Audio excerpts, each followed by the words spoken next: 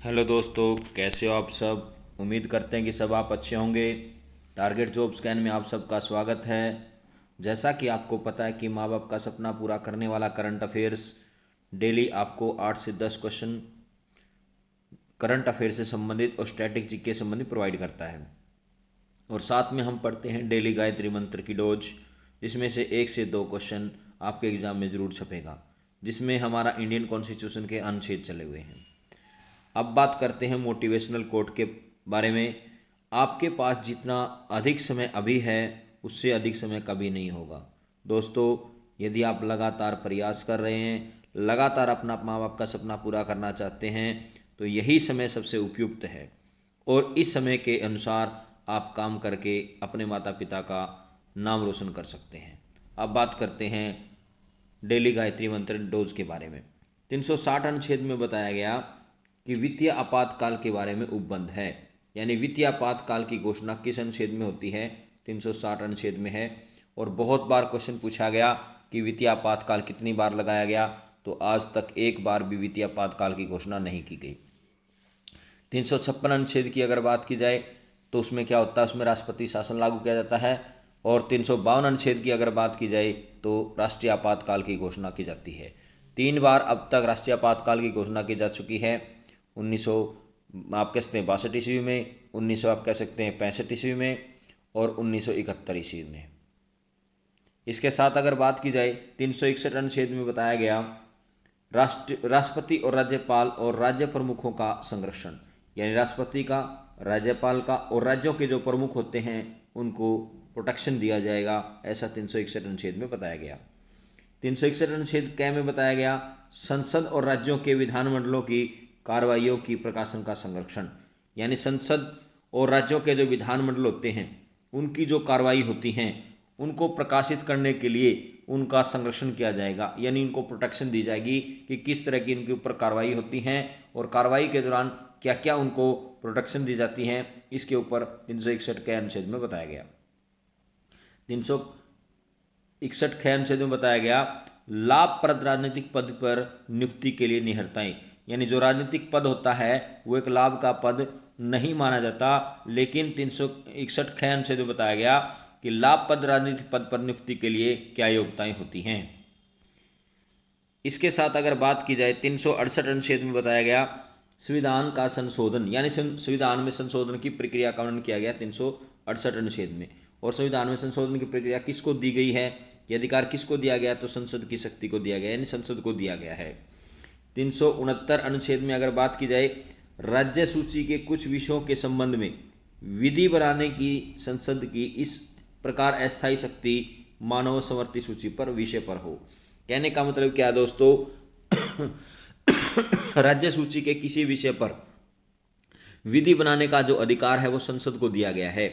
और साथ साथ में उसे ये माना गया है कि वो समवर्ती सूची के माध्यम से ही वो क्या कर सकती है? कानून बना सकती है। क्योंकि समवर्ती सूची में क्या होता है कि राज्य सरकार भी कानून बनाती है और केंद्र सरकार भी कानून बनाती है। अगर दोनों के बीच विवाद हो जाए किसी प्रकार का, तो आप कह सकते हैं केंद्र सरकार की उसमें प्राथमिकता होती है। 370 अनुच्छेद में जम्मू कश्मीर के संबंध में अस्थायी उपबंध है। यानी जम्मू कश्मीर के संविधान के बारे में वर्णन किया गया है, जो अभी आप कह सकते हैं समाप्त कर दिया गया। 371 अनुच्छेद में बताया गया महाराष्ट्र और गुजरात राज्य के संबंध में विशेष रूप से उपबंध किए गए। यानी महाराष्ट्र और गुजरात राज्यों के विशेष उपबंध क्या हैं, विशेष उनको क्या सुविधाएं प्रदान की गई हैं, क्या उनको आरक्षित किया गया है। जैसे महाराष्ट्र में मराठाओं को आरक्षण दिया गया है, इस तरह के जो विशेष रूप से जो कार्य हैं वो 371 अनुच्छेद में बताए गए। इसके साथ 371 क अनुच्छेद में बताया गया 371 क अनुच्छेद में बताया गया नागालैंड के संबंध में विशेष उपबंध। यानी नागालैंड राज्य के बारे में विशेष उपबंध बताए गए। 306 अनुच्छेद में बताया गया असम राज्य के संबंध में विशेष उपबंध। 371 ग मणिपुर राज्य के संबंध में विशेष उपबंध। 371 ग आंध्र प्रदेश राज्य के संबंध में विशेष उपबंध। और 371 अड़ आंध्र प्रदेश के केंद्रीय विश्वविद्यालय की स्थापना। और 371 च सिक्किम राज्य के संबंध में विशेष उपबंध। यानी यहाँ से जो क्वेश्चन पूछे जाते हैं बल्कि सीधे सीधे पूछे जाते हैं कि नागालैंड राज्य के संबंध में विशेष उपबंध किस अनुच्छेद में है? 371 अनुच्छेद में है। आंध्र प्रदेश राज्य के संबंध में विशेष उपबंध किस अनुच्छेद में है? 371 गै अनुच्छेद में है। तो इस प्रकार से यहाँ से हर बार 1 से 2 क्वेश्चन पूछा जाता है। तो बिल्कुल दोस्तों आपने इस बात का ध्यान रखना है कि ये अनुच्छेद जो है वेरी इंपॉर्टेंट है। इसके साथ अगर बात की जाए करंट अफेयर से संबंधित, हाल ही में किस टीम ने आईपीएल में एक सीजन में सर्वाधिक छक्कों का रिकॉर्ड बनाया है? तो उस टीम का नाम है सनराइज हैदराबाद। सनराइज हैदराबाद ने आईपीएल में एक सीजन में सर्वाधिक छक्कों का रिकॉर्ड बनाया है। अगर पूछा जाए सबसे ज़्यादा T20 मैच खेलने वाले भारत के खिलाड़ी कौन बने हैं? तो उनका नाम है रोहित शर्मा। अगर पूछा जाए सर्वाधिक छक्के लगाने का रिकॉर्ड किस खिलाड़ी के नाम है? तो वो भी रोहित शर्मा के नाम है। इसी प्रकार से अगर बात करें, हाल ही में किस देश ने भारत को छोटे हथियारों की बिक्री पर प्रतिबंध लगा दिया है? तो उस देश का नाम है जर्मनी। और कई बार क्वेश्चन पूछा जाता है जर्मनी की राजधानी क्या है? बर्लिन है। इसी प्रकार से श्रीलंका जो है भारत का पहला समुद्री पड़ोसी देश है और श्रीलंका की राजधानी जयवर्धनपुरम है। श्रीलंका की आकृति पूछी जाती कई बार किस प्रकार की है? तो नारियल जैसी है। फिनलैंड देश को अगर बात की जाए तो 1000 जिलों का देश कहा जाता है। नॉर्वे को अगर बात की जाए, अर्धरात्रि का सूर्य कहाँ पर दिखाई देता है? नॉर्वे में दिखाई देता है। उगते सूर्य की भूमि किसे कहा जाता है? जापान को कहा जाता है। चढ़ते सूर्य की भूमि किसे कहा जाता है? जापान को कहा जाता है। जबकि डूबते सूर्य की भूमि अगर बात की जाए तो आप कहते हैं ब्रिटेन को कहा जाता है। इसी प्रकार से भारत में सबसे पहले सूर्य कहाँ दिखाई देता है? अरुणाचल प्रदेश में दिखाई देता है, जबकि सौराष्ट्र के गुजरात में उसमें रात होती है। तो ये सब क्वेश्चन आपके एग्जाम में बार बार पूछे जा चुके हैं। इसी प्रकार से अगर बात की जाए, हाल ही में किसे आवारा और शहरी मामलों के मंत्रालय के निदेशक के रूप में नियुक्त किया गया है? तो उनका नाम है सुनील कुमार यादव।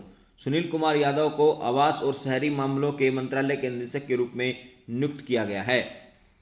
इसके साथ अगर बात की जाए, हाल ही में भारत ने कहाँ गेटेक्स 2024 में विविध शिक्षा पेशकशों का प्रदर्शन किया है? तो ये किया दुबई के अंदर। कई बार क्वेश्चन आता है कि विश्व का सबसे बड़ा द्वीप समूह कौन सा है? तो उसका नाम है इंडोनेशिया। बहुत बार एग्जाम में क्वेश्चन पूछा गया कि विश्व का सबसे बड़ा द्वीप समूह कौन सा है? तो इंडोनेशिया।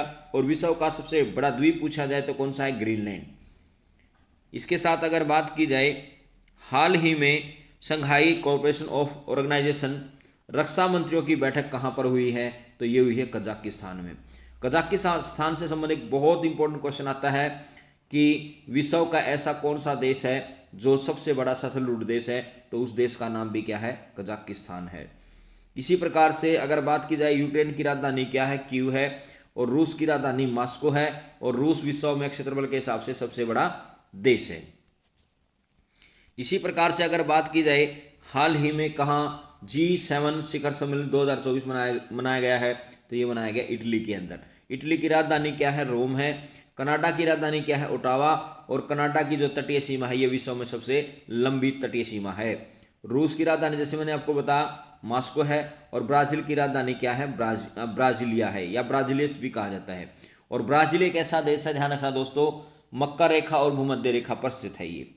और ऐसा भी क्वेश्चन पूछा जाता है कि ऐसा विश्व में कौन सा महाद्वीप है जिसमें से तीनों रेखाएं ऊपर गुजरती हैं, जैसे कर्क रेखा, भूमध्य रेखा, मकर रेखा? तो उस महाद्वीप का नाम है अफ्रीका महाद्वीप। इसके साथ अगर बात की जाए, स्लाइस ने नयनतारा को अपना ब्रांड एम्बेसडर बनाया है। बड़ा इंपॉर्टेंट क्वेश्चन है। स्लाइस ने नयनतारा को अपना क्या बनाया है? ब्रांड एम्बेसडर बनाया है। स्पीड पेट्रोल के लिए भारत पेट्रोलियम कॉर्पोरेशन लिमिटेड ने नीरज चोपड़ा को ब्रांड एम्बेसडर बनाया है। और नीरज चोपड़ा ने ही ओलंपिक के अंदर व्यक्तिगत रूप से अगर बात की जाए, दूसरा व्यक्तिगत रूप से स्वर्ण पदक जीता था। जबकि पहला अगर बात की जाए तो ये जीता था आनंद विश्वनाथ ने जीता था।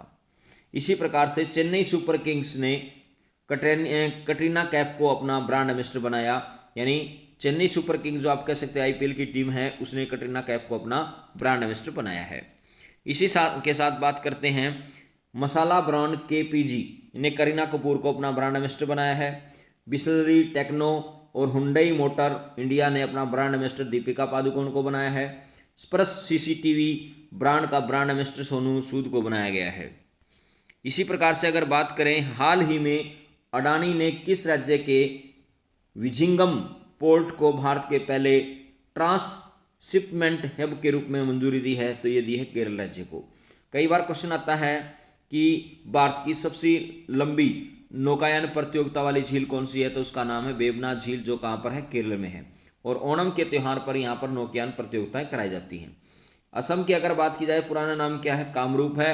और असम राइफल भारत का सबसे पुराना शस्त्र बल है, जिसकी स्थापना 1835 ईस्वी में हुई, और उसे पहले असम आप कहते हैं कछार नेवी के नाम से जाना जाता था। महाराष्ट्र की राजधानी मुंबई है, जिसे भारत की आर्थिक राजधानी भी कहा जाता है। आंध्र प्रदेश जो है भाषा के आधार पर बनने वाला भारत का पहला राज्य बना। इसके साथ अगर बात की जाए, केरल सरकार ने एक नई ई गवर्नेंस पहल के स्मार्ट को लॉन्च किया है। केरल सरकार ने एक नई ई गवर्नेंस पहल के स्मार्ट को लॉन्च किया है। भारत की सबसे तेज सीर इलेक्ट्रिक नाव बाराकुंडा केरल में लॉन्च की गई। इसी के साथ केंद्रीय मंत्री नितिन गडकरी ने केरल में लग्जरी जहाज क्लासिकल इंपीरियल का क्या किया, उद्घाटन किया। इसके साथ अगर बात की जाए, केरल में पारूमला पेरुनल उत्सव मनाया गया। केरल धार्मिक पर्यटन को बढ़ावा देने के लिए बहुभाषीय माइक्रोसॉफ्ट लॉन्च किया गया। प्रतिष्ठित केरल ज्योति पुरस्कार के लिए टी पद्मनाभन को चुना गया है। इसके साथ अगर बात की जाए, हाल ही में IAF के राष्ट्रीय युद्ध स्मारक पर अपना पहला अलंकरण समारोह कहां पर किया गया, तो ये किया गया नई दिल्ली में। कई बार क्वेश्चन पूछा जाता है दिल्ली का पुराना नाम क्या है, तो इंद्रप्रस्थ है। दिल्ली का निर्माण किसने करवाया, तो दिल्ली का निर्माण करवाया था अनंगपाल ने। या दिल्ली किसने बसाई थी, अनंगपाल ने बसाई थी, जो तोमर वंश का शासक था। दिल्ली भारत की राजधानी कब बनी, 1911 ईस्वी में बनी, क्योंकि पहले भारत की राजधानी अंग्रेजों के समय में कलकत्ता थी। तो 1911 में भारत की राजधानी कलकत्ता से बदलकर दिल्ली बनाने की घोषणा की गई और 1912 ईस्वी में लागू कर दिया गया था। लखनऊ को नवाबों का शहर कहा जाता है, और सूरत जो है गुजरात के अंदर है, और यहाँ पर हीरे तराशे जाते हैं। पटना किस नदी पर है, पटना गंगा नदी पर, बहुत बार क्वेश्चन पूछा गया। इसके साथ साथ अगर बात की जाए, हाल ही में भारतीय पैरा शूटर मोना अग्रवाल ने विश्व शूटिंग पैरा स्पोर्ट्स टूर्नामेंट में कौन सा पदक जीता है, तो ये जीता है, स्वर्ण पदक जीता है। इसके साथ अगर बात की जाए, हाल ही में भारत के मार्केट कैप के हिसाब से चौथा सबसे बड़ा ऋणदाता कौन है, तो आप कह सकते हैं एक्सिस बैंक है। इसी प्रकार से अगर बात की जाए, हाल ही में किस देश ने अपने पहले स्पेस क्राफ्ट सिंझाऊ 18 को लॉन्च किया है, तो उसका नाम है चीन। अंटार्कटिक वैज्ञानिक अध्ययन के लिए चीन केवलिंग स्टेशन का अनावरण किया। भारतीय सेना ने चीन की सीमा पर IID और IS सिस्टम तैनात किया है। अमेरिका, ऑस्ट्रेलिया और जापान ने दक्षिणी चीन सागर में संयुक्त अभ्यास किया। इसी प्रकार से चीन ने एक नया उपग्रह आइस्टीन प्रोब लॉन्च किया है। चीन ने डोंगजून को अपना रक्षा मंत्री बनाया है। चीन ने मिस्र के साथ मिलकर के मिस्र सेट-2 सैटेलाइट लॉन्च किया है। राष्ट्रीय महिला हॉकी कोच हरेंद्र सिंह को नियुक्त किया गया है। ब्रिटेन ने भारत में अपनी पहली महिला उच्चायुक्त लैंडी कैमरून को नियुक्त किया है। बड़ा इंपॉर्टेंट क्वेश्चन है। ब्रिटेन ने भारत में अपनी पहली महिला उच्चायुक्त लैंडी कैमरून को नियुक्त किया है, और जगजीत पावड़िया को अंतर्राष्ट्रीय नारकोटिक्स नियंत्रण बोर्ड के लिए चुना गया। उसके साथ अगर बात की जाए, लेगटेक प्लस समुदाय पर केंद्र सरकार की समिति का प्रमुख राज्य गोवा को नियुक्त किया गया है। भारत में ओपन AI का पहला कर्मचारी प्रज्ञान मिश्रा को नियुक्त किया गया है। सांख्यिकी और कार्यान्वयन मंत्रालय के अतिरिक्त सचिव सौरभ गर्ग को बनाया गया। भारत पे ने नीलनी नेगी को अपना नया CEO नियुक्त किया गया है। भारत पे ने नीलनी नेगी को अपना नया CEO नियुक्त किया गया है। नेशनल हाउसिंग बैंक का प्रबंधक निदेशक संजय शुक्ला को नियुक्त किया गया है। वनिता कौल को डाक विभाग का सचिव नियुक्त किया गया है।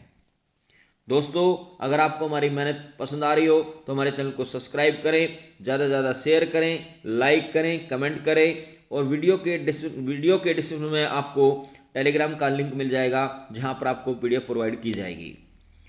दोस्तों, अपने माता पिता का सम्मान करें, देश के जवानों का सम्मान करें, हमेशा मुस्कुराते रहें, हंसते रहें, और हमारे चैनल टारगेट जॉब स्कैन को सब्सक्राइब करें। धन्यवाद।